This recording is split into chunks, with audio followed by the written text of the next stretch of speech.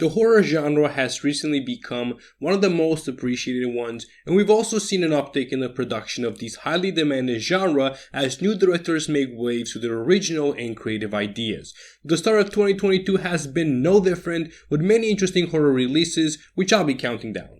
By the by, I'm the movie guy and let's start this list. Number 6, Those Who Walk Away. A creative low-budget film released on the 11th of February, and it follows two people, Max and Avery, as they meet on Tinder and they go to a haunted house where their trauma comes to light. Now it opens this list for a reason. It's not going to blow anyone away, but that doesn't mean that it's a bad film. This film has an interesting gimmick. It's shot as to resemble only one take, but it does not have the smartest story or dialogue. But I like the performances, and for a low-budget film, I think that they created something good here, just not great. Number 5, A Banquet. Mum, I'm going now. Love you. I love you back. Hitting select theaters and digital platforms on the 18th of February, A Banquet is a great shout to start this list. A widow is tested when her daughter insists that a supernatural experience has made her body available for a higher power. Ruth Paxton makes her directorial feature-length film debut with a great story about love and challenging beliefs. It's a provocative film. The psychodrama might leave someone happy with how it's very ambitious, but it fails at the last moment to capitalize on that. It's not going to frighten you that much, but its take on a family affected by supernatural events is worth giving a shot. Number 4, Hellbender.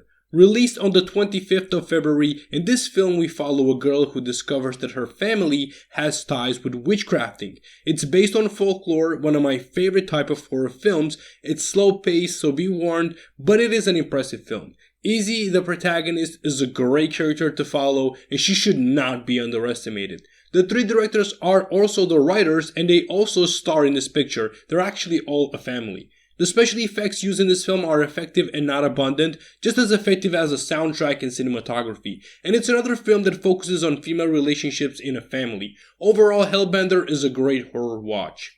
Number 3, Scream.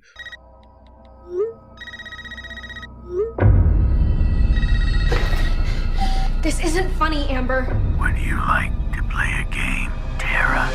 Released on the 14th of January, Scream is part of a very long-running slasher series. 25 years after the last brutal attacks, another killer wearing the same iconic mask targets a group of teens in order to resurrect some buried secrets.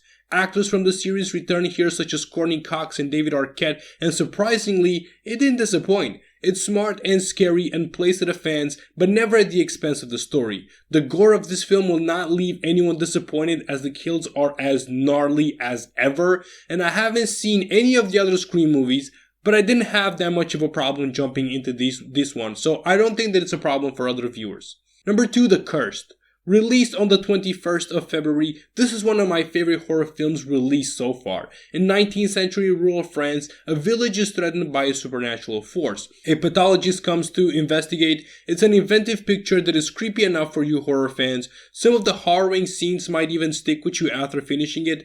This take on a werewolf story is inventive enough to not fall into familiar territory. Sean Ellis wrote and directed the picture. He's more than a competent director, as he has shown in his other pictures such as Anthropoid, and he handles the disturbing violence perfectly. This film doesn't have the A24 moniker, but I think fans of the distributing company are going to get the same vibes from this one. And number 1, Studio 666. Foo Fighters! You gotta get me a record. It's our 10th album. We gotta break the mold on this one. Let's out.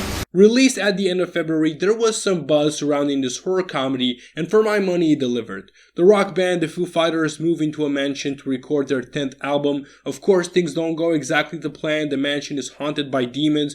There are some gory scenes here, some scary scenes, some funny scenes. Ultimately, it's more entertaining than not. Fans of the rock band will love this picture even more, and even though the rock stars are not actors, that didn't bother me. This is a horror film that doesn't take itself too seriously. It knows what public it's intended for and plays to those expectations. So these are my picks of my favorite horror movies from this winter. Let me know that in the comments, which are you planning on watching. While you are there, press that like and subscribe button. Press the bell to get notifications every time my videos get uploaded. And until next time, keep on watching movies, guys.